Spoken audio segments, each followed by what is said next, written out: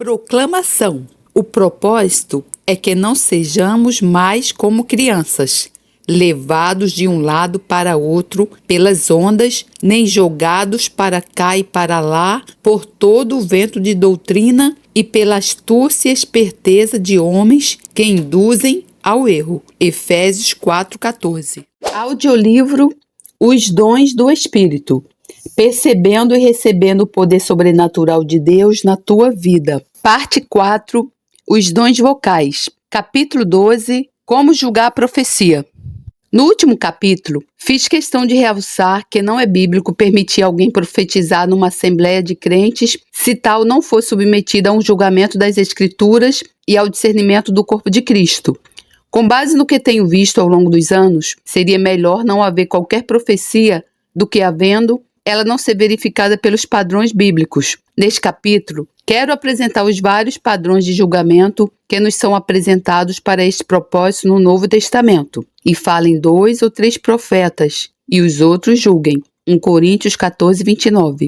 Neste versículo, a palavra profetas pode se referir ao ministério de um profeta ou a crentes que exercem o dom da profecia. As linhas diretrizes que se seguem aplicam-se a ambas as situações. Creio que os outros, contido na expressão os outros julguem, referem-se aos outros profetas presentes na Assembleia, que estão qualificados para discernir a profecia. Os profetas não devem agir sozinhos. Um fato importante sobre aqueles que profetizam sob a nova aliança é que eles normalmente não operam sozinhos, individualmente. No Novo Testamento, a palavra profeta é sempre usada no plural, exceto numa ocasião. Precisamos aí, o contexto indica mais do que um profeta. Os profetas no Novo Testamento. 1. São parte do corpo de Cristo. 2. Funcionam como membros no corpo.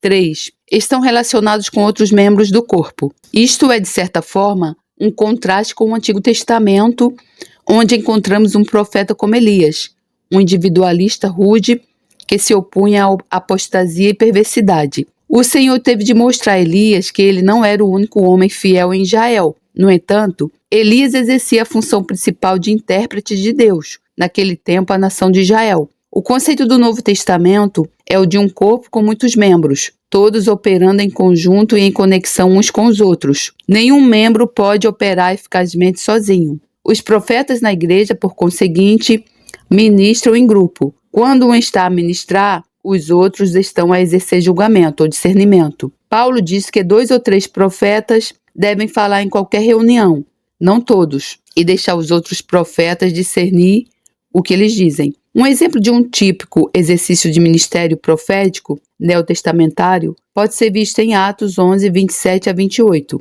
Naqueles dias, desceram profetas de Jerusalém para Antioquia, levantando-se um deles, chamado Ágabo, dava a entender pelo Espírito que haveria uma grande fome em todo o mundo, a qual aconteceu no tempo de Cláudio. Lemos um novo incidente envolvendo Ágabo no último capítulo. Ele profetizou acerca do que iria acontecer a Paulo em Jerusalém. Repare que aqui os profetas vieram em grupo.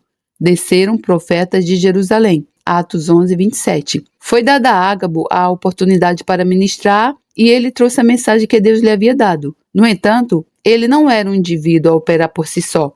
Muitos crentes têm se desviado ao exercer o ministério profético por sua conta. Tenho visto isto acontecer.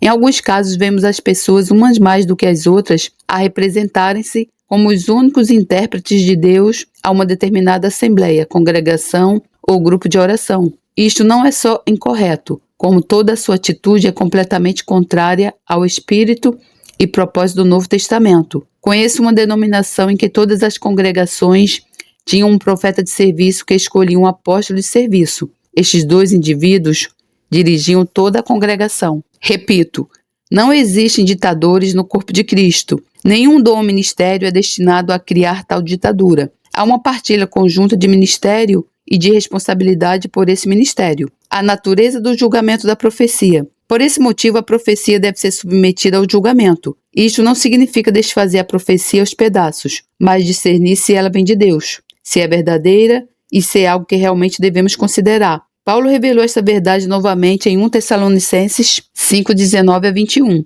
Não extingais o espírito, não desprezeis as profecias. examinai tudo, retende o bem. Não devemos extinguir o Espírito Santo ao recusarmos os dons e manifestações do Espírito Santo, como algumas pessoas têm feito. Isto geralmente acontece onde e quando os dons espirituais são usados impropriamente.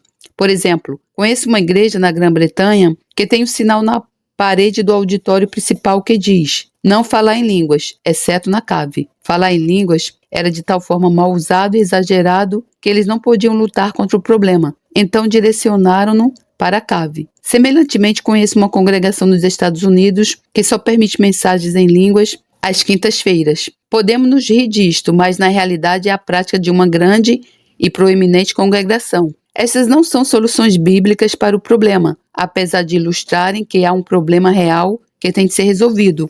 A resposta não é extinguir o espírito, mas descobrir linhas diretrizes bíblicas para o uso ordenado de dons espirituais na Assembleia de Crentes. Paulo disse: não desprezeis as profecias. 1 Tessalonicenses 5:20. Porque haviam situações em que as pessoas desprezavam as profecias no sentido geral. Francamente, devo dizer que se a Bíblia não dissesse para não desprezarmos as profecias, eu provavelmente tê-lo-ia feito, porque tenho ouvido tantas pronunciações imaturas e inúteis serem proclamadas sob disfarce de profecia. Compreendo por que Paulo fez essa declaração. A solução para o problema não é desprezar as profecias em geral ou extinguir o Espírito Santo, mas sim examinar tudo. Retende o bem. Versículo 21. Não aceite todas as profecias sem questionar se são relevantes e de Deus, verdadeiras e autoritárias. Teste-as e retém o que é bom. Quando come peixe, não engole as espinhas. Faça o mesmo com as profecias.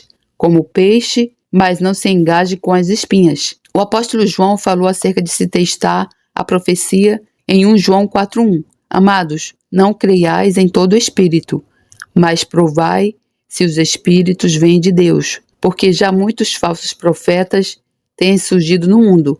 A palavra grega traduzida por testar neste versículo é a mesma traduzida por examinar, em examinar tudo, em 1 Tessalonicenses 5:21. Repare que um falso profeta é o que tem um falso espírito. Quando testa a profecia, não está a testar o profeta como um indivíduo, mas o espírito que está a falar através do profeta. Somos avisados que existem muitos falsos profetas que têm ido por todo o mundo, operando através de falsos espíritos.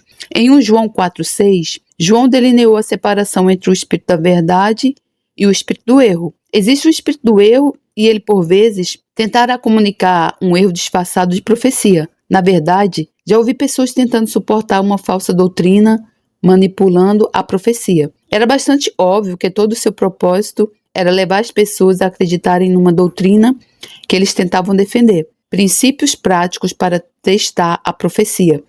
Vejamos agora 9 princípios práticos para julgarmos a profecia. Hoje, se formos a um médico para obtermos um diagnóstico, ele não o fará da mesma maneira que era feito antigamente. Verificavam a tensão arterial, tiravam a temperatura e pediam para pormos a língua de fora. Se estivesse cor-de-rosa, indicava que estávamos saudáveis. Atualmente sujeitam-nos a todo tipo de exames relacionados com os diferentes órgãos do corpo. Então, depois de ter efetuado todos os testes, eles dão-nos o seu diagnóstico final acerca da nossa condição física. A mesma atitude se aplica a julgar a profecia. Não pode aceitar apenas 1 ou 2 testes. Existe todo um conjunto de testes e, se quiser mesmo ter a certeza, deve usá-los e formar o seu julgamento somente quando estiver terminado. Teste 1. Ela edifica ou condena? O primeiro teste relaciona-se com o propósito da profecia que discutimos no capítulo anterior. 1 Coríntios 14:3 diz: mas o que profetiza fala aos homens para edificação, exortação e consolação. Sempre que ouço uma mensagem que é condenatória, negativa e destrutiva, não a aceito como uma profecia genuína, porque não está dentro dos parâmetros que estão estabelecidos nas Escrituras. Num domingo fui pregar uma congregação em Chicago e esperei no estrado para falar enquanto decorria o momento do louvor. No início de uma das músicas, um homem levantou-se algures no fundo da sala e começou a falar num tom de voz áspero, querendo, obviamente, fazer-nos acreditar que era uma profecia. A mensagem que ele proferiu tinha muito pouco significado. O que consegui perceber foi que continha um sentido geral de condenação e um aviso de julgamento sobre a cabeça das pessoas. Eu sentei-me no estrado e fervi de raiva, mas não fiz nada. Após terem sido cantados 2 hinos, o homem levantou-se e fez o mesmo. Desta vez não pude continuar quieto e levantei-me enquanto ele falava. Dirigi-me ao microfone e disse: apenas quero dizer-vos que não aceito isto como sendo uma manifestação genuína do dom de profecia, porque as Escrituras afirmam que aquele que profetiza fala para edificação, exortação e conforto dos homens. Tudo o que eu vi até agora nas palavras do nosso irmão tem sido condenação e confusão, que são exatamente o oposto. Isto originou alguma agitação, como pode imaginar. Logo de seguida, um outro irmão que também tinha o dom de profecia levantou-se e disse: quero dar a minha opinião e concordo com o irmão Prince. Isso não foi uma profecia genuína. Então o terceiro irmão levantou-se e disse a mesma coisa e nós lidamos com a situação de uma forma bíblica. Os outros haviam julgado, eles deram o seu veredito unânime e o homem foi subjugado. Eu pensava que ele não voltaria mais, mas regressou no domingo seguinte e comportou-se de uma forma muito mais decente e respeitável. Mas naquele dia, depois de as coisas terem acalmado, disse às pessoas: quero explicar-vos qual foi a razão principal por que eu fiz. Aqui na frente estão 2 filas completas só de jovens, entre eles adolescentes e estudantes universitários. Enquanto aquele homem profetizava, eu estava a observar as suas caras e eles transpareciam uma evidência. Isto é falso. Apenas quero dizer a esses jovens que concordo com eles. Era falso. Tenho visto demasiados jovens desligarem-se de tudo o que diz respeito ao Espírito Santo e aos dons do Espírito pelos seus anciãos e superiores, que tentam transmitir a ideia de que algo errado está certo, com a finalidade de serem dignificados e respeitados na igreja, e com isso eu não compactuo. Generalizando, creio que tomei a decisão correta naquela situação. Normalmente, uma das possíveis soluções religiosas seria recorrer ao louvor, para impedir o efeito errôneo da manifestação daquele homem, ou dizer oportunamente: amém, louvado seja o Senhor, no fim como se tudo estivesse bem, apesar de não estar. Não creio que Deus esteja satisfeito com isso.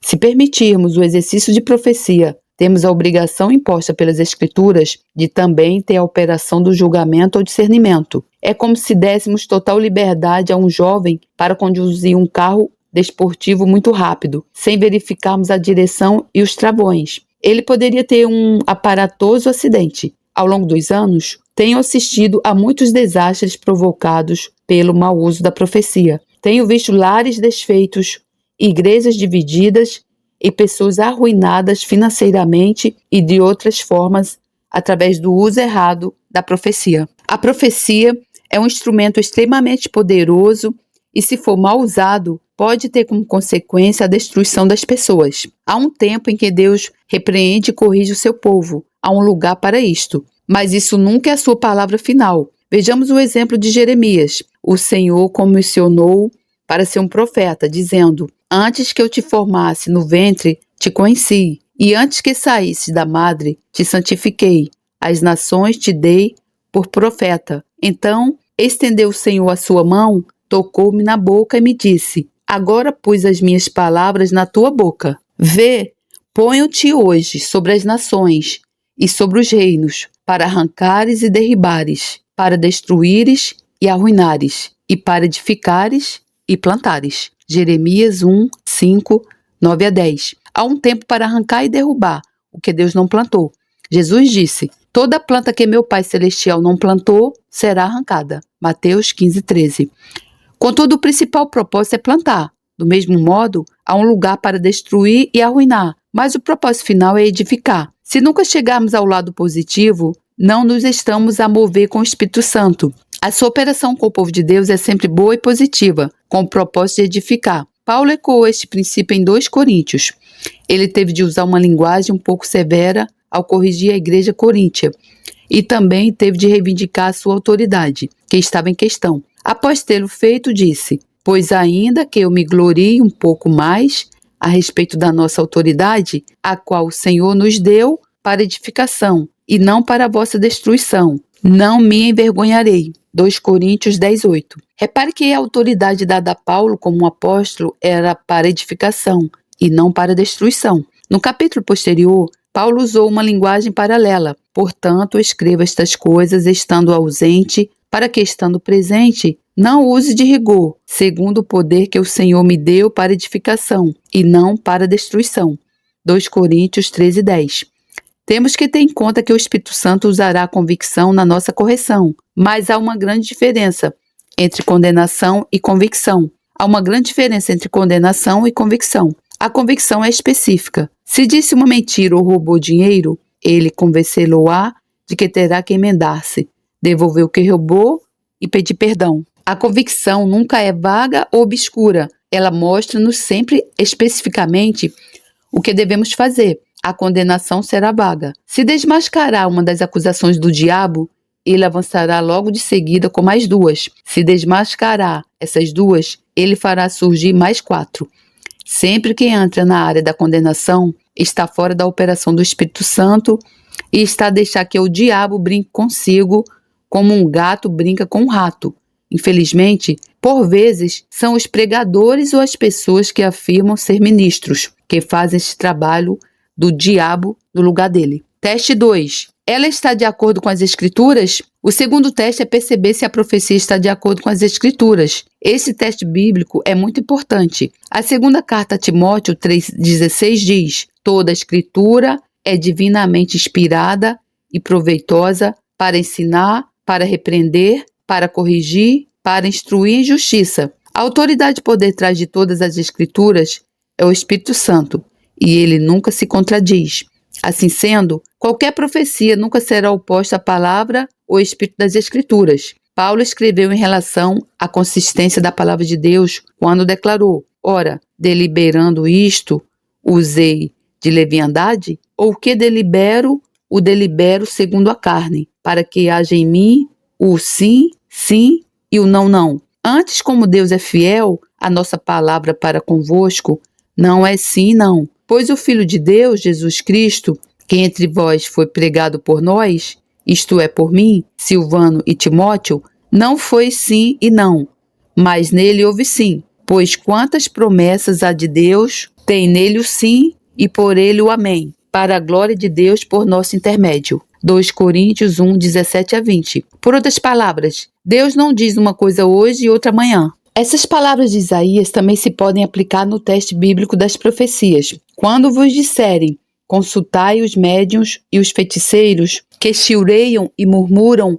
entre dentes, respondei: acaso não consultará um povo ao seu Deus? Acaso a favor dos vivos se consultarão os mortos? Isaías 8,19. Se quer uma resposta, precisa de a procurar em qualquer outra fonte que não seja Deus? Se quer encontrar os vivos, deverá ir aos mortos? Esta passagem fala sobretudo acerca da tentativa de comunicação com os mortos, que não é prática recente e que sempre esteve condenada pelo Deus Todo-Poderoso, desde o tempo em que foi manifestada pela primeira vez. Aqui está a resposta de Deus, à lei e ao testemunho. A palavra escrita de Deus. Se eles não falarem segundo esta palavra, nunca verão a alva. Versículo 20. Se eles não falarem de acordo com as Escrituras, o Espírito que está neles e que fala através deles não é o Espírito Santo. O Espírito de todas as profecias verdadeiras é o Espírito Santo. O Espírito de todas as profecias verdadeiras é o Espírito Santo. Teste 3. Qual é o relacionamento do profeta com Cristo? O terceiro teste é o relacionamento do profeta com Jesus Cristo. João 16, 13-14 diz: mas quando vier o Espírito da verdade, ele vos guiará em toda a verdade. Não falará de si mesmo, mas dirá tudo o que tiver ouvido, e vos anunciará o que há de vir. Ele me glorificará, porque há de receber do que é meu, e vô-lo há de anunciar. Outra característica específica do Espírito Santo é que ele sempre glorifica o Senhor Jesus Cristo. É verdade que ele nos revelará coisas que estão por vir, mas ele sempre fará no contexto de glorificar Jesus. Sempre que alguém vier até si com qualquer tipo de revelação, nova doutrina ou profecia, pergunte a si mesmo: qual é a atitude dessa pessoa para com o Senhor Jesus Cristo? Ela exalta-o e glorifica-o? Ela dá-lhe a proeminência que somente a ele é devida? O apóstolo João escreveu em Apocalipse: então me lancei a seus pés para adorá-lo. Mas ele me disse: olha, não faças isso, sou conservo teu e de teus irmãos, que têm o testemunho de Jesus. Adora a Deus, pois o testemunho de Jesus é o espírito da profecia. Apocalipse 19:10. O Espírito tem toda a verdadeira profecia, desde a primeira profecia dada até a última que será proferida, está focado em testificar acerca de Jesus Cristo. Tudo que vá para além do testemunho e exaltação de Jesus Cristo não é dado pelo Espírito Santo. As pessoas têm vários substitutos para Jesus, em vez de lhe darem a supremacia nas suas vidas. Algumas põem uma personalidade humana, um professor pregador acima dele. Outras dão primeiro lugar a uma denominação, a uma igreja em particular ou a um grupo. Se alguma vez conhecer um grupo que diga, se quer estar certo, tem que se juntar a nós. Pode ter a certeza de uma coisa, quando se juntar a eles, estará errado. Qualquer grupo que tenha esse tipo de espírito está errado à partida. Em Colossenses 1:18 lemos, e ele, Jesus, é a cabeça do corpo. A igreja é o princípio, o primogênito dentre os mortos, para quem tudo tenha a preeminência. Em tudo, inclui a profecia. Teste 4. O profeta e a profecia produzem bons frutos? O quarto teste da profecia é o seu fruto. Gálatas 5:22-23. Tem uma bonita lista das 9 características do fruto do Espírito. Amor, gozo, paz, longanimidade, benignidade, bondade, fidelidade, mansidão, domínio próprio. Assim devemos fazer esta pergunta. O profeta e a profecia correspondem a essas qualidades do Espírito? Em Romanos 14:17, temos uma clara demonstração do que o reino de Deus e o Evangelho são na verdade. Pois o reino de Deus não é comida nem bebida, mas justiça, paz e alegria no Espírito Santo. O reino de Deus não é um conjunto de regras institucionais sobre o que podemos ou não comer, o que podemos ou não vestir, os sítios onde podemos ir e os sítios onde não podemos ir. Ele consiste em 3 coisas: justiça, paz e alegria no Espírito Santo. Glórias a Deus. Repare que a justiça vem primeiro. Qualquer forma de revelação a persuadir-nos a viver uma nova experiência, nunca antes vivida. Para discernir o lobo escondido no meio das ovelhas, é necessário um compastor, porque esse não distingue pela vista, mas pelo olfato. Na Bíblia, o olfato pode representar um tipo de discernimento do Espírito Santo. Aqueles que são responsáveis por cuidar do rebanho de Deus precisam desenvolver esse sentido extra que detecta o lobo, mesmo quando ele veste uma lustrosa pele de ovelha. Contudo, Jesus revelou, além deste sentido de discernimento, uma forma objetiva de testar se um profeta é verdadeiro ou falso. Depois de ter avisado sobre os falsos profetas, ele disse: pelos seus frutos os conhecereis. Colhem-se uvas dos espinheiros ou figos dos abrolhos? Mateus 7,16. Se de cada vez que tentar apanhar fruta for picado por um abrolho afiado, então não esteja à espera de apanhar uvas. E não chama essa planta videira, porque uma videira não dá espinhos. Apesar da seguinte lista não ser certamente exaustiva, aqui estão algumas das características mais comuns de frutos que são fruto do Espírito Santo e que temos de aprender a discernir. Tenho observado um ou mais desses frutos na vida de pessoas que afirmam ser pregadores, evangelistas, ministros ou profetas de Jesus Cristo. Orgulho, arrogância, gabarulice, exagero ou desonestidade, cobiça, irresponsabilidade financeira, apetite viciante, imoralidade, votos de casamento quebrados e lares desfeitos. Da próxima vez que vier um pastor convidado à sua cidade, faça as seguintes perguntas. Será que ele vai deixar a cidade com o carro ou com a esposa de alguém? Será que ele paga as suas contas ou será que foge delas, deixando-as para outras pessoas pagarem? Há muitas perguntas importantes que podem ser feitas em relação aos ministros que nos visitam. Se você não as fizer, poderá arrepender-se um dia. Jesus seguiu seus avisos sobre os falsos profetas e falsos frutos com essas palavras sóbrias. Nem todo o que me diz Senhor, Senhor, entrará no reino dos céus, mas aquele que faz a vontade do meu Pai que está nos céus. Muitos me dirão naquele dia: Senhor, Senhor, não profetizamos nós em teu nome? E em teu nome não expulsamos demônios? E em teu nome não fizemos muitos milagres? Então lhes direi abertamente: nunca vos conheci. Apartai-vos de mim, vós que praticais a iniquidade. Mateus 7, 21, 23. Irmão, queria dar meu testemunho aqui nesse sentido de falsos profetas, né? Como o irmão diz aqui. principalmente ligado a questões financeiras. Irmão, por mais que você diga que você não vai ser enganado, você vai ser enganado, irmão, porque o diabo, ele é muito sutil. Eu vou contar minha experiência. No curso de libertação e cura que eu fiz, uma mulher que eu dizia, essa mulher é de Deus, e ela é de Deus, mas ela está sendo enganada.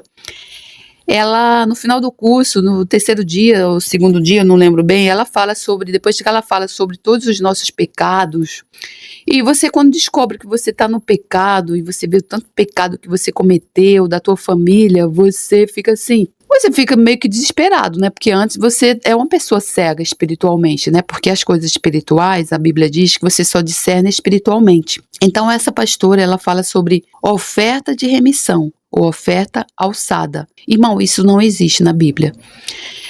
Nesse dia ela fala que você deveria dar uma oferta para a obra de Deus no valor considerável, né? Por conta dos seus pecados, de todos os seus pecados. E que você tem que entregar essas ofertas na mão de um pastor que entenda sobre isso. Irmão, eu fui fazer o curso, eu já tinha gastado dinheiro com a inscrição, com a estadia e com deslocamento, né? E não foi só eu, foram várias pessoas, passaram um Pix e deram oferta de remissão, num valor alto. Mas, irmão, Deus não precisa do nosso dinheiro para fazer a obra dele aqui, irmão. A maior expiação pelo nosso pecado, Deus já deu. Foi o nosso Senhor Jesus Cristo. O nosso Senhor Jesus Cristo Salvador, ele já nos redimiu, irmão, de tudo. Deus deu seu único filho para a cruz. O que nós temos que fazer agora é nos arrependermos dos nossos pecados, pedir perdão a Deus, viver uma vida santa e irrepreensível e carregarmos a nossa cruz. Todos temos que carregar a cruz agora. Então, irmão, não se deixe enganar, irmão, não se deixe enganar. Por isso que você precisa ler a Bíblia. Não existe oferta disso, oferta daquilo. As pessoas, essa pastora, ela tem milhares de seguidores. O que a gente tem que fazer? Orar por eles. O diabo está enganando eles para tirar dinheiro, irmão, da vida das pessoas. Jesus não cobrava um centavo para libertar ninguém, para curar ninguém. Os discípulos de Jesus não cobravam um centavo para fazer isso também. Portanto, irmão, não se deixe enganar. Leia a palavra. O pastor está pregando isso, isso e isso. Você vai lá na Bíblia e vai dizer: onde é que está isso aqui na Bíblia? Eu quero ver onde é que está isso aqui na Bíblia.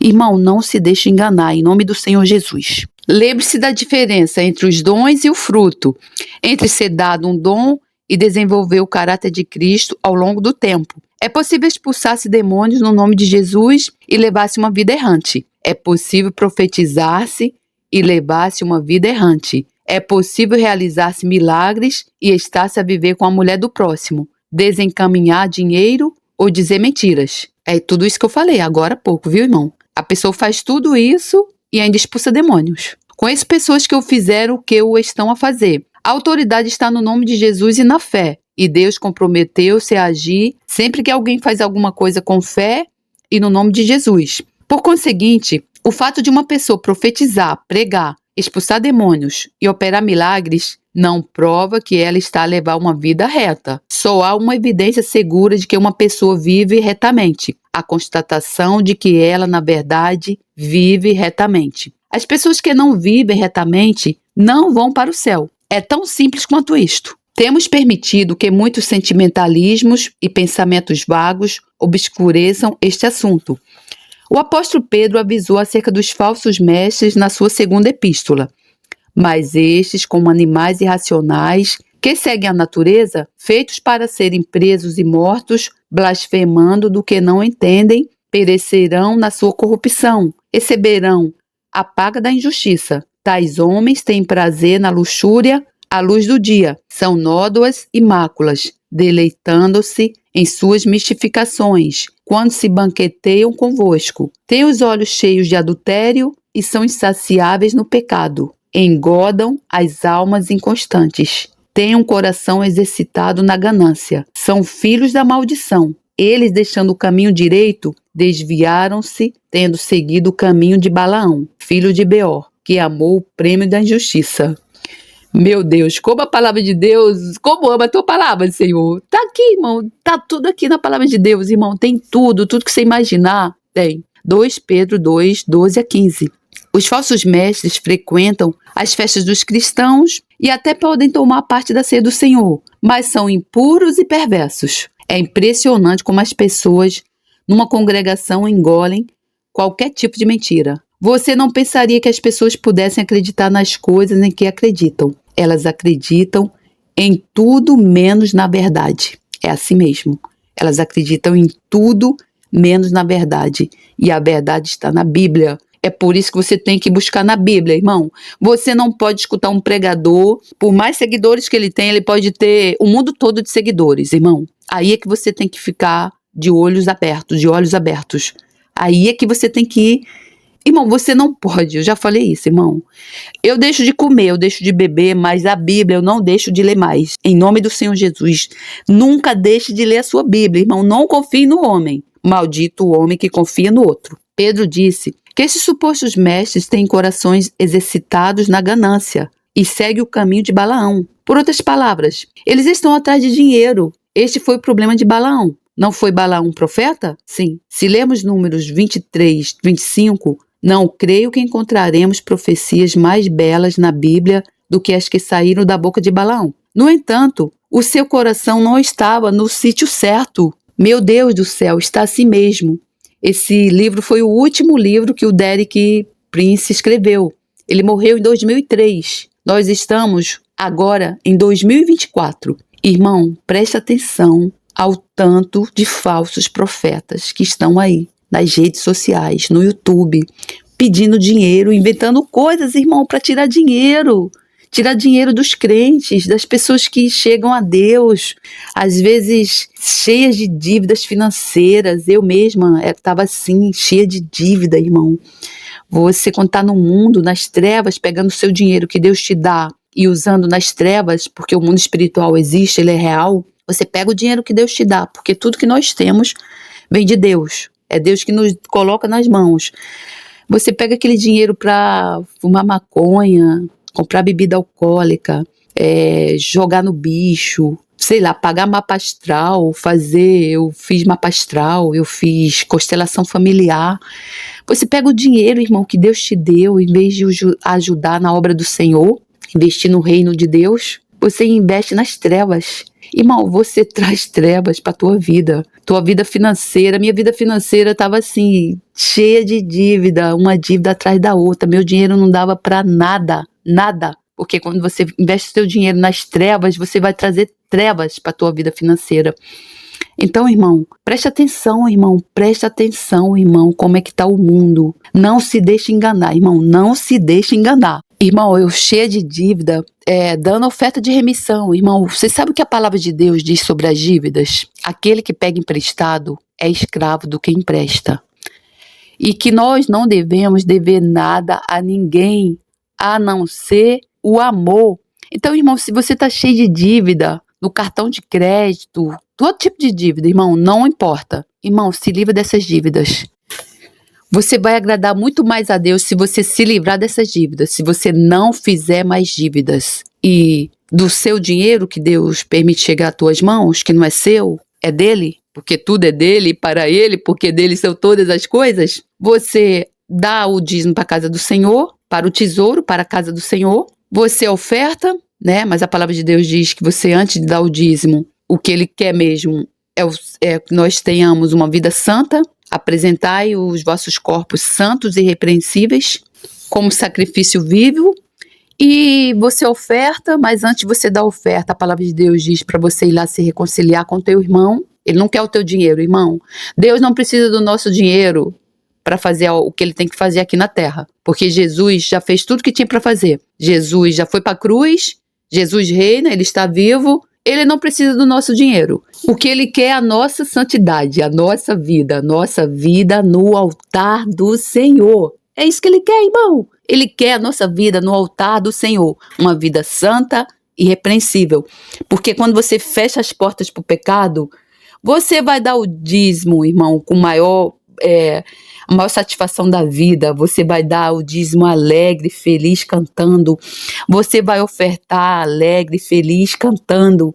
Você não vai dar porque o pastor está dizendo que você tem que dar. Você vai dar porque você quer que o reino do Senhor avance. Porque quando o evangelho do Senhor chegar ao último escolhido, Jesus volta aqui e acaba com tudo, enquanto o evangelho do Senhor não chegar ao último escolhido. Então, o que Deus quer é isso, soldados para lutar com Jesus Cristo no reinado dele. Mas esses soldados não podem estar de qualquer jeito, irmão. Você não pode estar com um pé na igreja e outro no mundo. Jesus quer santidade, sede santos porque eu sou santo. Ele não quer soldado bebericão no exército dele. Ele não quer soldado vivendo na fornicação no exército dele. Não. Ele quer pessoas santas. Apresentai-vos no altar do Senhor, santos e irrepreensíveis. É uma vida sem pecado, irmão. Uma vida de arrependimento, carregando a sua cruz. Então vamos lá, continuando. Balaão aparece somente em 3 capítulos do Antigo Testamento, mas é-lhe feita reverência várias vezes no Novo Testamento, como um exemplo a não seguir. Balaque, rei dos Moabitas, havia dito a Balaão para amaldiçoar Israel. Contudo, ele não podia fazer, porque quando profetizava só podia falar a verdade. Ele só podia falar o que o Senhor lhe permitisse dizer. Balaão exprimiu um aparente desejo divino que nunca se concretizou. Ele disse: quem pode contar o pó de Jacó ou numerar a 4ª parte de Israel? Que morra eu a morte dos justos, e seja o meu fim como o deles. Números 23:10. Isso foi apenas uma aspiração piedosa. Balaão era ganancioso, e o dinheiro era mais importante para ele do que viver uma vida justa. Ele foi morto pelos filhos de Israel. No livro de Josué, lemos acerca dos filhos de Manassés, quando se mudaram para a sua herança a leste do Jordão. Também os filhos de Israel mataram ao fio da espada a Balaão, o adivinho, filho de Beor, juntamente com os demais que por eles foram mortos. Josué 13:22. Balaão não morreu a morte dos justos, mas também não viveu a vida dos justos. O desejo pelo dinheiro desviou, como escrevi anteriormente, usar um dom para proveito próprio é uma tentação para aqueles que operam em determinados domínios de dons e poderes espirituais.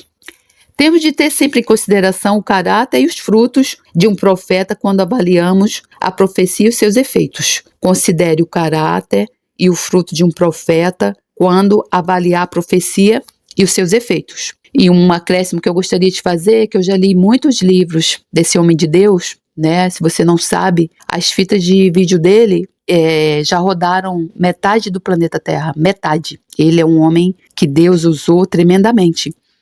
Ele conheceu muitos homens de Deus mesmo, muitos homens de Deus, fervorosos, que curavam pessoas, expulsavam demônios, tinham ministérios grandiosos, ministérios de avivamentos.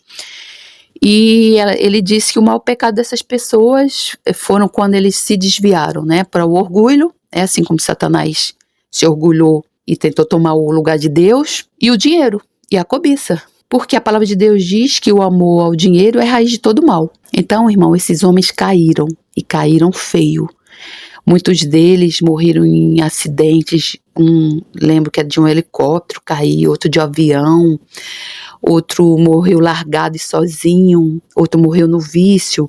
Então, irmão, a conta chega. Uma hora a conta chega, irmão. Uma hora, quando você pratica esses desvios, irmão, a conta vai chegar. Deus, o cálice da ira do Senhor, chega. Porque a justiça de Deus, irmão, tarda, mas não falha.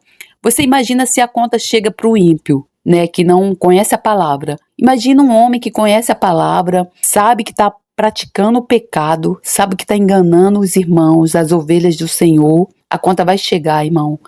Então, irmão, não se deixe enganar.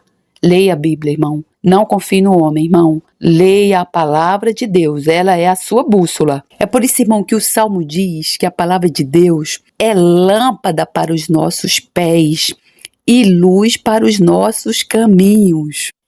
Então, irmão, não deixe essa luz se apagar. Leia a palavra de Deus todo dia, irmão. Teste 5. As predições do profeta eram verdadeiras? Se as profecias contêm predições em relação ao futuro e elas não se cumprem, então a profecia não veio de Deus. Vamos dar uma olhadela a uma passagem do livro de Deuteronômio. O Senhor disse: mas o profeta que presumir de falar em meu nome alguma palavra que eu não lhe tenho mandado falar, ou que falar em nome de outros deuses, o tal profeta será morto. Se disseres no teu coração, Como conheceremos a palavra que não procede do Senhor? Quando tal profeta falar em nome do Senhor e o que disse não acontecer, nem se realizar, essa palavra não procede do Senhor. Com soberba falou o tal profeta. Não tenhas temor dele. Deuteronômio 18, 20 a 22. Uma pessoa pode fazer uma predição que nunca chega a acontecer. A palavra de Deus diz de forma simples e clara que isso não é algo que o Senhor tenha dito, porque se o Senhor tivesse dito, ela teria acontecido. Não devemos temer tal profeta. Sob a lei de Moisés, o profeta teria morrido. Essa é a consideração de Deus por aqueles que enganam o seu povo. Irmão, aqui também eu quero contar minha experiência. Eu tenho uma irmã que ela se converteu há muito tempo, mas ela, na verdade, ela é aquela tipo de cristão, pé no mundo e pé na igreja, né? E então ela se diz profeta. E as profecias dela, pelo que eu já não tinha entendimento espiritual e eu já sabia que não eram de Deus. E agora, com esse conhecimento espiritual, eu já sei que não são mesmo. Ela dá profecias, irmão, só profecias do mal para a tua vida. Tipo, eu sonhei que tu estava morta, estava no caixão. E ela me disse que entregou uma profecia uma vez para um bandido, que ela mora lá numa comunidade, e o bandido, acho que se concretizou a profecia, ou não sei se o cara morreu, ou estava para morrer no buraco, quando a polícia estava atrás dele, uma coisa desse tipo. E então ela não parou mais. E então, irmão, o profeta é assim, quando você chega, eu já cheguei para ela, eu falei que isso não era de Deus, para ela se arrepender. É o espírito de Piton, né, que domina a pessoa. Eu falei, irmã, tu tá errada, né? Ela não acredita porque eu sou nova convertida e ela acha que conhece a Bíblia toda, enfim. Eu falei, irmã, tu precisa se arrepender, para de entregar essas profecias. Ela chega para as pessoas e fala, olha, eu queria te entregar uma profecia. Eu sonhei isso e Deus falou que eu tenho que entregar. Irmão, ela entrega para a pessoa. A pessoa que não conhece a palavra, ela vai ficar pensando naquilo, né? Ela vai tirar a paz da pessoa. E então, irmão, você vai chegar para ela e você vai dizer, ela diz, eu tenho o dom da profecia, Deus me deu e ninguém me tira. E ela acredita naquilo piamente. Por quê? É uma fortaleza da mente. É onde Satanás age na vida das pessoas. Na mente. Fortalezas da mente colocadas por Satanás. O que a gente tem que fazer, irmão? Orar e pedir a misericórdia de Deus pelaquela vida. Porque também, irmão, se ela não se arrepender, o fim dela será triste.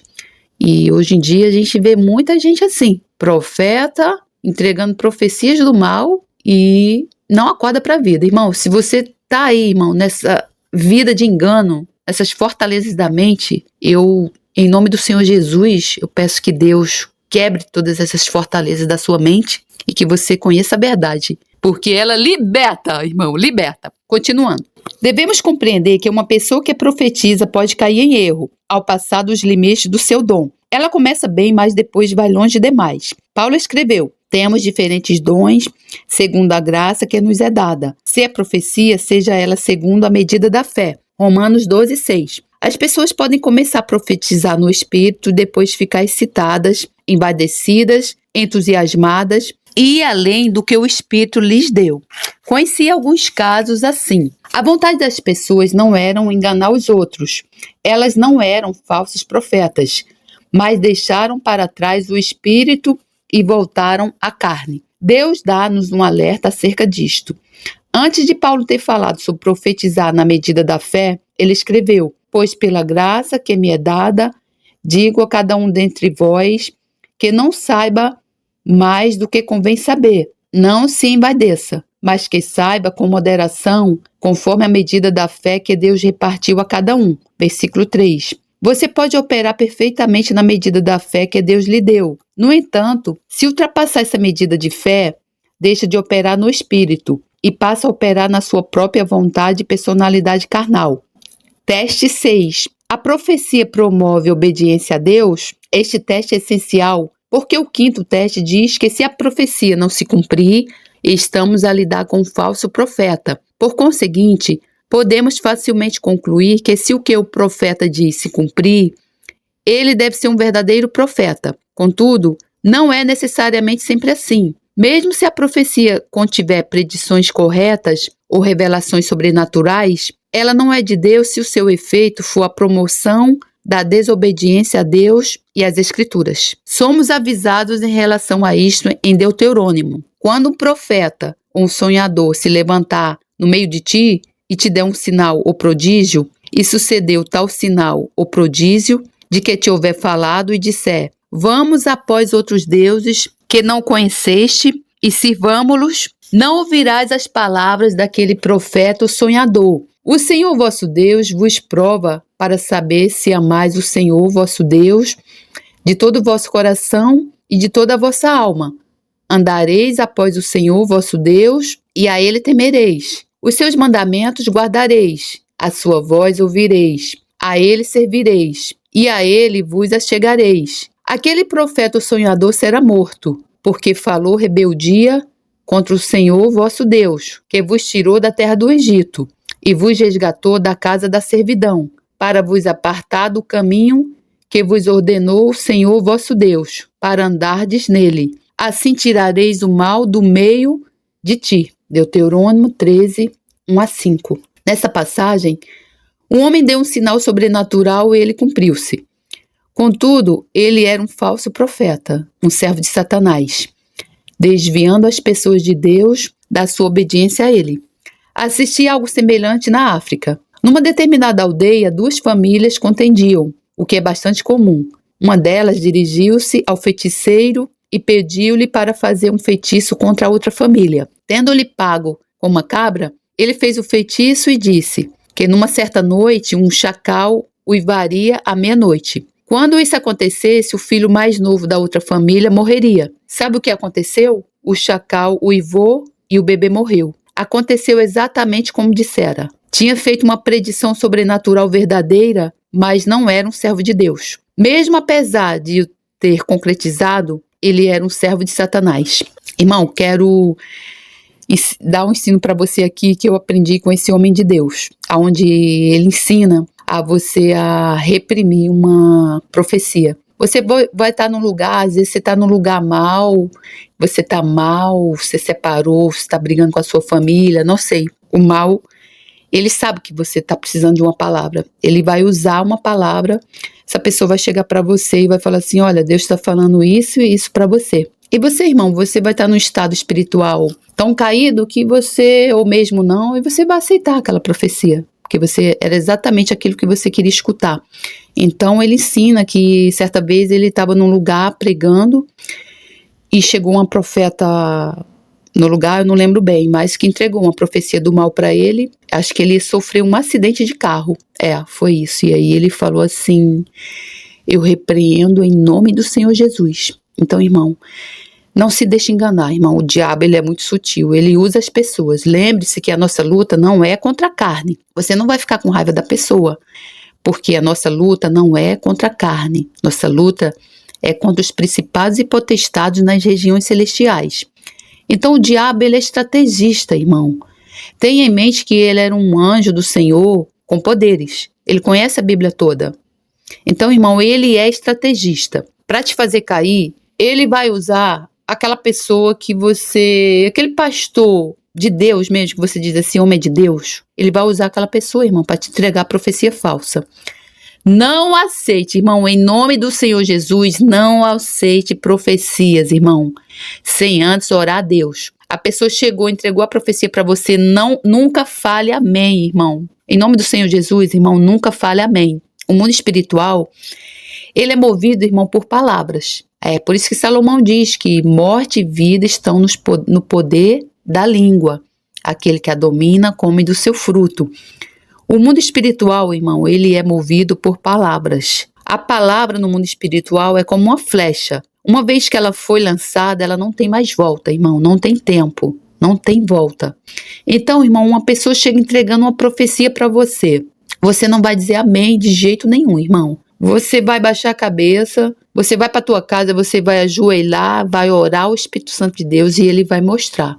Primeiramente, você tem que ver se está de acordo com a palavra de Deus, né? E segundo, se você achar que aquilo ali realmente é de Deus, não aceite, não diga amém. Ore e peça para Deus confirmar aquela profecia. Bem, continuando. Então, assim eu fiz, irmão. É por isso que Salomão diz que a sabedoria vale mais do que ouro, que você tem que buscar sabedoria, irmão. A sabedoria é essa, é do mundo espiritual.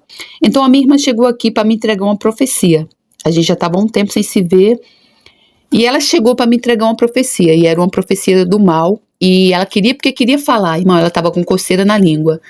Eu falei, não fale nenhuma profecia, eu não quero profecia, eu não quero profecia. Mas ela queria porque queria entregar. Era uma profecia de morte, irmão, para minha vida. E eu não deixei que ela falasse. Eu falei, eu já tenho que ir embora, vou sair para caminhar. Ela saiu atrás de mim, irmão. Quando eu atravessei a rua, ela falou, a profecia é que você vai morrer. Então, irmão, quando eu escutei aquilo, eu falei, repreendo em nome do Senhor Jesus. E fui embora. Em outro tempo, sabe como é que eu ia ficar? Com medo. É assim que as pessoas ficam, acuadas e com medo. Não aceite profecia, irmão, na sua vida. Repreenda no nome poderoso do Senhor Jesus. Continuando. Outro exemplo das Escrituras está no ministério de Paulo. Quando ele e Silas chegaram a Filipos pela primeira vez para pregar o Evangelho, vimos esse incidente anteriormente no capítulo do discernimento de espíritos. Indo nós à oração, saiu-nos ao encontro uma jovem que tinha um espírito de adivinhação, a qual, adivinhando, dava grande lucro aos seus senhores. Esta, seguindo a Paulo e a nós, clamava dizendo, estes homens que nos anunciam o caminho da salvação são servos do Deus Altíssimo. E isto fez ela por muitos dias. Mas Paulo, perturbado, voltou-se e disse ao espírito, em nome de Jesus Cristo, ordeno-te que saias dela. E na mesma hora saiu. Atos 16 a 18. Tudo o que a jovem disse era absolutamente verdade. Aparentemente, ela foi a primeira pessoa em Filipos a declarar abertamente quem Paulo e Silas eram. Contudo, ela era uma serva de Satanás. Um espírito maligno levava a dizer aquelas coisas. Repare na astúcia de Satanás ao usar esta jovem. Talvez ele a quisesse infiltrar na nova assembleia de crentes que se congregaria através do ministério de Paulo e de Silas. Ele pode ter querido que as pessoas de Filipos sentissem que não havia nada de novo no Evangelho, que era o mesmo a que estavam acostumados com as profetisas e os oráculos, que haviam feito parte da cultura grega durante 9 séculos. Quão subtil é o diabo. Realmente, o diabo é sutil mesmo, é estrategista mesmo. Nem sempre diz mentiras descaradas. Não enganaria as pessoas se o fizeste. Ele diz verdades suficientes para nos prender a atenção e depois injetar as suas mentiras. É isso que eu falei, irmão. Quero chamar a sua atenção para uma outra situação na passagem de Deuteronômio 13. A versão King James usa a palavra apartar, versículo 5. Arremessá-los para fora do caminho do Senhor. Quando uma profecia é falsa, sentimos uma certa pressão que não vem do Espírito Santo. Se começar a sentir que tenho que fazer algo porque foi profetizado, não faça. Não é assim que a profecia funciona. Recebi uma chamada de alguém que disse, ouviu alguma profecia sobre a ressurreição? Quando perguntei por que, respondeu, estão aqui crentes que têm um filho pequeno que morreu e toda a gente está a receber profecia de que ele vai ressuscitar dos mortos. Há quanto tempo ele morreu? Questionei. Há cerca de 3 dias. De que morreu ele? Não sabemos. Que idade tinha o menino? 6 semanas. Eles haviam se recusado a avisar o oficial de justiça que avalia os casos de morte violenta ou por acidente, e ele perguntou-me, o que acha? Eu disse, se quer saber o que eu penso, eu acho que esse bebê não vai ser ressuscitado dos mortos.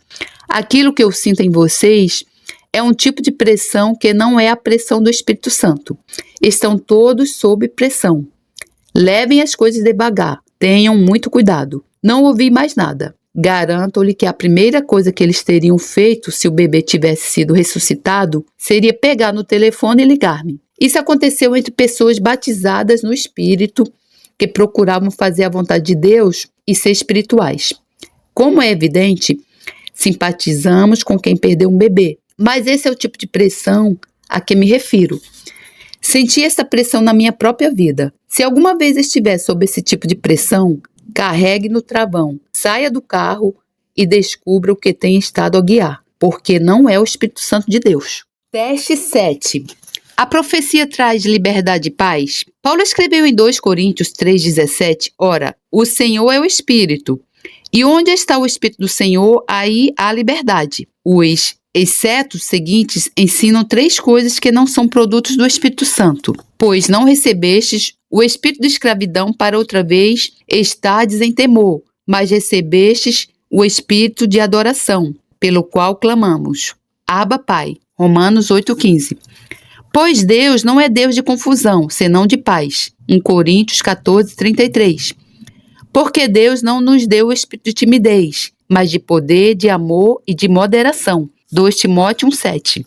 Escravidão, confusão e timidez não vêm do Espírito Santo. Estivemos numa igreja na Grã-Bretanha na qual se encontrava uma jovem com cerca de 20 anos e alguém havia profetizado que ela iria casar com um jovem daquela congregação. Ela não o amava, nem tinha qualquer desejo de se casar com ele. Mas ela estava em agonia porque pensava que se não se casasse com ele, estaria a desobedecer a Deus e algo horrível aconteceria na sua vida. Eu e a minha esposa explicamos-lhes que Deus não nos aterroriza. Ele não nos envia o espírito do medo, nem nos leva à confusão. Essa não é a forma como o Espírito Santo opera. Ajudamo-la a libertar-se dessa escravidão e provavelmente a sua vida foi salva da ruína. Muitas vezes em igrejas, particularmente em grupos de oração, haverá alguém, frequentemente uma mulher, que usará sua capacidade profética para fazer com que os outros fiquem dependentes dela. Ela pode não estar consciente disto, mas está a fazer discípulos para si mesma. As pessoas no grupo não conseguem resolver os seus problemas e vão a correr para a irmã fulana de tal. Esse tipo de arranjinho está completamente alienado do Evangelho. No Novo Testamento, cada crente é um sacerdote. Cada crente tem direito ao acesso direto a Deus. Cada crente tem direito ao acesso direto a Deus. Glórias a Deus. Não precisamos de intermediários. Se não é capaz de ouvir diretamente de Deus, existe alguma coisa errada na sua vida espiritual e precisa corrigi-la. Teste 8. A profecia harmoniza e traz vida? A verdadeira profecia dada pelo Espírito Santo injeta sempre vida nova numa reunião e está em harmonia com os propósitos gerais de Deus. Durante uma reunião pode ocorrer a operação de um dom, tal como a profecia, e ela soará muito bem, muito religiosa e até pode conter escrituras, mas não ser do Espírito Santo. Em vez disso, pode ser um espírito religioso.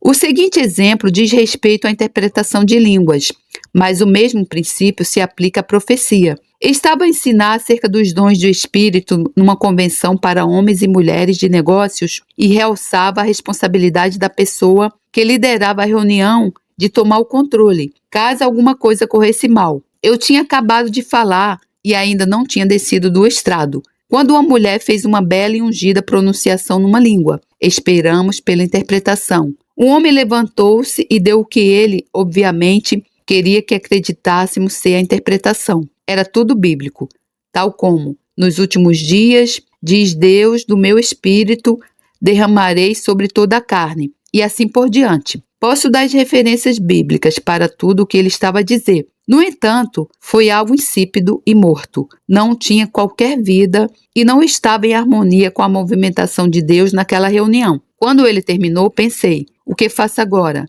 Tenho estado a dizer a toda a gente que é minha responsabilidade fazer alguma coisa. Creio que o Senhor me deu sabedoria. Levantei-me e disse muito calmamente. O irmão citou alguns versículos que memorizou. Vamos pedir a Deus pela interpretação. Houve um silêncio de morte e depois chegou a interpretação. Foi rápida, poderosa e em sintonia com a reunião. Ela levou toda a gente e houve uma explosão espontânea de louvor. O Espírito Santo é o autor da vida, não da morte. Ele não enfraquece. Se algo está a enfraquecer, mesmo que possa soar bem e ser religioso, não está a ser operado pelo Espírito Santo de Deus. O Espírito Santo é o autor da vida, não da morte. Glórias a Deus. Teste 9. Há um sentido de aviso? Deus colocou algo dentro de nós que nos permite saber o que é verdadeiro e o que é falso. 1 João 2,27 diz, e a unção que vos recebestes dele fica em vós, e não tendes necessidade de que alguém vos ensine. Mas como a sua unção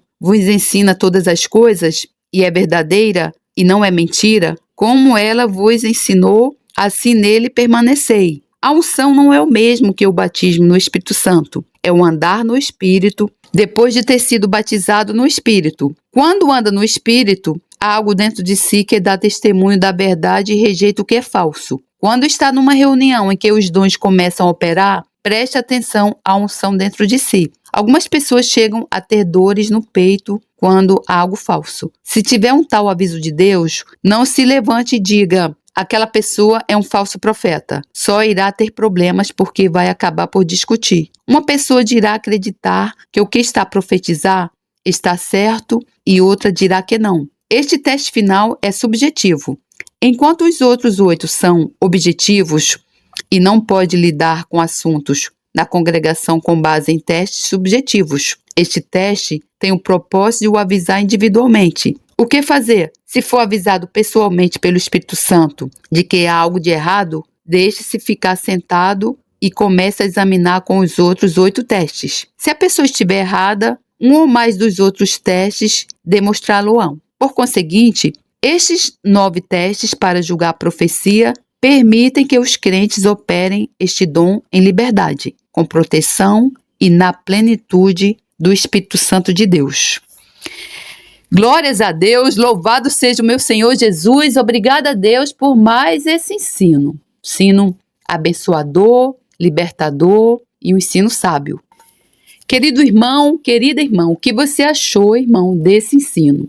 Hoje, quando nós estamos aí a ver nas igrejas esse espírito de falsos profetas, falsas profecias, né? Isso está escrito na palavra de Deus, que nos finais dos tempos isso iria acontecer, então não é nenhuma novidade. Para quem anda nos caminhos do Senhor e conhece a palavra de Deus, não é nenhuma novidade. Para quem não anda, se assusta e diz que não quer ir para a igreja, não quer ser crente, por causa dessas falsas profecias e dos falsos crentes. Por outro lado, tem muita gente incrédula se aproximando das igrejas do Senhor em busca de profecias. Não busca o oculto. Veja o que aconteceu com a Eva lá. Quando foi buscar o oculto, caiu no pecado, caiu na lábia da serpente. Então, irmão, as coisas ocultas pertencem a Deus, assim diz a palavra de Deus. Aquilo que Deus quis que nós conhecêssemos, Ele deixou escrito na sua palavra. Então, o que não estiver na palavra de Deus é ocultismo, é profecia falsa, é profeta falso. Então, irmão, orai e vigiai, é o que diz a palavra. Que nós, irmãos, busquemos no Espírito Santo de Deus, porque sem Ele nós praticamente não existiríamos, nós seríamos um cadáver, uma caveira andando. Sem o Espírito Santo de Deus, nós seríamos um cadáver andando, num monte de carne apodrecendo. Possamos buscar sabedoria no Espírito Santo de Deus, nos ajudar e não cairmos nessas fábulas do maligno. Porque quem está por trás de tudo isso não são as pessoas, irmão. Você tem que entender isso. Não são pessoas. É o maligno, a estratégia do demônio, estratégia de Satanás. Portanto, em nome do Senhor Jesus, que todas essas hostes espirituais da maldade estejam amarradas. Porque as portas do inferno não prevalecerão contra a igreja do Senhor. Amém? Graças a Deus. E ao nosso Senhor Jesus Cristo, profunda honra e esplendorosa glória ao Rei de todos os tempos, Deus único, imortal, invisível, sempre e sempre. Amém. Glórias a Deus, louvado seja o meu Senhor, que a graça do Senhor Jesus Cristo, o amor de Deus e a comunhão do Santo Espírito estejam com todos vocês. Amém.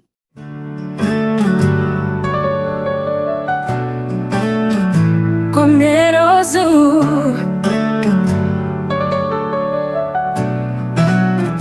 com minha voz clamei ao Senhor, com minha voz supliquei ao Senhor, derramei a minha queixa perante a sua face, expus a minha angústia.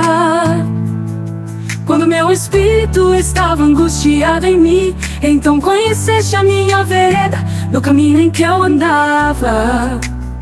Esconderam-me um laço. Olhei pra minha direita e vi, mas não havia quem me conhecesse refúgio. Me faltou ninguém, cuidou da minha alma. A ti, ó Senhor, clamei, eu disse: Tu és o meu refúgio e a minha porção na terra dos viventes. Atende ao meu clamor, porque estou muito abatido. Livra-me dos meus perseguidores, porque são mais fortes do que eu. Tira minha alma da prisão, para que louve o teu nome. Os justos me rodearão, pois me fizeste bem. Com minha voz clamei ao Senhor, com minha voz supliquei ao Senhor. Derramei a minha queixa perante a sua face, expus a minha angústia. Quando meu espírito estava angustiado em mim, então conheceste a minha vereda. No caminho em que eu andava, esconderam-me o laço. Olhei pra minha direita e vi, mas não havia quem me conhecesse refúgio. Me faltou ninguém, cuidou da minha alma. A ti, ó Senhor, clamei, eu disse: Tu és o meu refúgio e a minha porção na terra dos viventes. Atende ao meu clamor, porque estou muito abatido. Livra-me dos meus perseguidores, porque são mais fortes do que eu. Tira minha alma da prisão, para que louve o teu nome. Os justos me rodearão, pois me fizeste bem.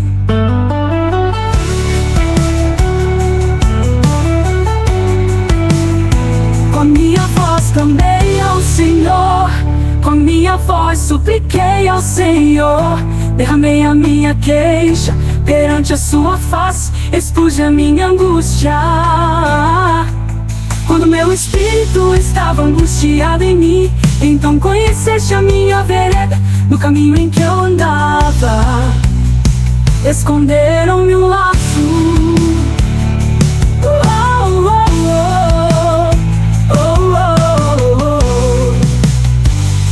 Olhei pra minha quem me conhecesse, refúgio me faltou, ninguém cuidou da minha alma. A ti, ó Senhor, clamei, eu disse: Tu és o meu refúgio e a minha porção na terra dos viventes.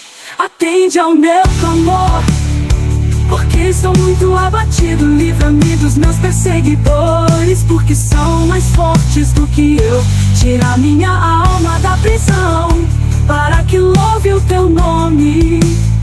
Os justos me rodearão, pois me fizeste bem. Atende ao meu clamor, porque estou muito abatido. Livra-me dos meus perseguidores, porque são mais fortes do que eu. Tira minha alma da prisão. Provérbios de Salomão, filho de Davi, rei de Israel, para se conhecer a sabedoria e a instrução, para se entenderem as palavras da prudência, para se receber a instrução do entendimento, a justiça, o juízo e a equidade, para dar aos simples prudência e aos moços conhecimento e bom siso. O sábio ouvirá e crescerá em conhecimento, e o entendido adquirirá sábios conselhos, para entender os provérbios e sua interpretação, as palavras dos sábios e as suas proposições. O temor do Senhor é o princípio do conhecimento. Os loucos desprezam a sabedoria e a instrução.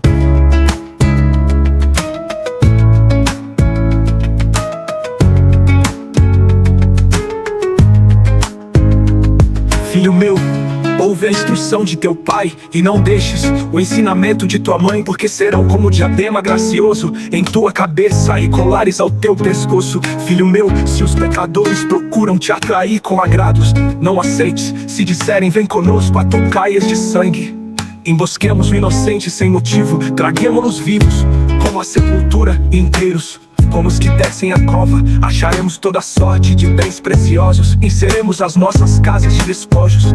Lança a tua sorte conosco, teremos todos uma só bolsa. Filho meu, não te ponhas a caminho com eles, desvia o teu pé das suas veredas, porque os seus pés correm para o mal e se apressam a derramar sangue. Na verdade é inútil estender-se a rede ante os olhos de qualquer ave. No entanto, estes armam ciladas contra o seu próprio sangue, espreitam suas próprias vidas. São assim as veredas de todo aquele que usa de cobiça. Ela põe a perder a alma dos que a possuem. A sabedoria clama lá fora, pelas ruas levanta sua voz. Nas esquinas movimentadas ela brada, nas entradas das portas e nas cidades profere as suas palavras. Até quando, ó simples, amareis a simplicidade? E vós, escarnecedores, desejareis o escárnio. E vós insensatos, odiareis o conhecimento. Atentai para minha repreensão, pois eis que vos derramarei abundantemente do meu espírito, e vos farei saber as minhas palavras. Entretanto, porque eu clamei e recusastes, e estendi a minha mão, e não houve quem desse atenção. Antes rejeitastes todo o meu conselho, e não quisestes a minha repreensão. Também de minha parte eu me rirei na vossa perdição, e zombarei em vindo o vosso temor. Vindo o vosso temor como assolação, e vindo a vossa perdição como uma tormenta. Sobrevirá a vossa aperto e angústia. Então clamarão a mim, mas eu não responderei. De madrugada me buscarão, porém não me acharão. Porquanto odiaram o conhecimento, e não preferiram o temor do Senhor. Não aceitaram o meu conselho, e desprezaram toda a minha repreensão. Portanto comerão do fruto do seu caminho, e fartar-se-ão dos seus próprios conselhos. Porque o erro dos simples os matará, e o desvario dos insensatos os destruirá. Mas o que me der ouvidos habitará em segurança, estará livre do temor do mal.